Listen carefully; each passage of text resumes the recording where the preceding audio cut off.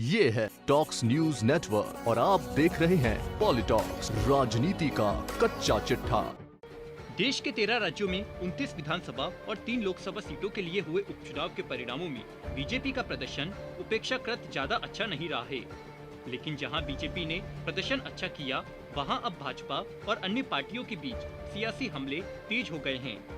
इसी कड़ी में तेलंगाना में सत्ताधारी टीआरएस और विपक्षी बीजेपी के बीच जुमारी जंग अपने चरम पर है।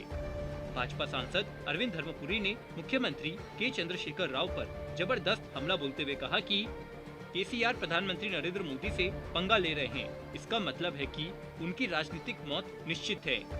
धर्मपुरी ने यह भी कहा कि जब गीदड़ की मौत आती है तो वह शहर की ओर भागता है।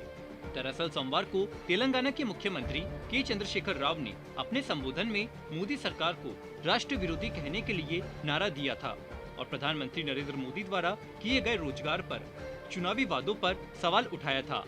इसके साथ ही राव ने यह भी कहा था कि मैं भाजपा को समर्थन नहीं देता हूं, तो ये मुझे देशद्रोही बताते हैं। यही नहीं, उपचुनाव में हार के बाद सीएम के चंद्रशेखर राव ने भाजपा पर निशाना साधते हुए धमकी दी थी कि अगर वे फालतू बात करते हैं तो बीजेपी नेताओं की जुबान काट देंगे। उनकी टिप्पणियों पर भाजपा के नेताओं ने भी तीखी प्रतिक्रिया दी है।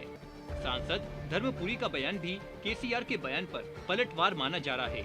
मंगलवार को मुख्यमंत्री राव के बयान के जवाब में तेलंगाना के निजामाबाद से सांसद अरविंद धर्मपुरी ने सीएम राव पर निशाना साधते हुए कहा कि जब गीदड़ की मौत आती है तो वह शहर की तरफ भागता है। धर्मपुरी ने कहा कि केसीआर की राजनीतिक मौत का समय आ गया है, इसलिए वह मोदी से पंगा ले रहे हैं और मोदी सरकार से झूठ बोल रहे हैं। धर्मपुरी के इस बयान को लेकर सियासी गलियारों में चर्चाओं का दौर शुरू हो गया है।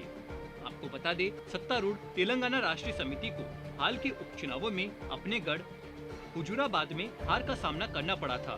तब से तेलंगाना भाजपा और मुख्यमंत्री केसीआर आमने सामने हैं। हुजूराबाद उपचुनाव में केसीआर के पूर्व सहयोगी और भाजपा उम्मीदवार इटाला राजेंद्र ने 1,06,780 वोट हासिल किए थे। इसी सीट पर टीआरएस के गेलू श्रीनिवास यादव को 82,712 वोट मिले थे। भाजपा, जो अब तक तेलंगाना में नई राजनीतिक पार्टी के रूप में थी, केसीआर के गढ़ में जीत हासिल कर केसीआर की चिंता बढ़ा दी है। भाजपा का मानना है कि राज्य में सत्ता विरोधी लहर बढ़ रही है। इससे पहले मुख्यमंत्री राव ने मंगलवार को संवाददाताओं से बात करते हुए कहा कि क्या बीजेपी मेघालय के राज्यपाल सतपाल मलिक और सांसद वरुण गांधी को किसानों संबंधित उनके बयानों के लिए राष्ट्र विरोधी कहेगी?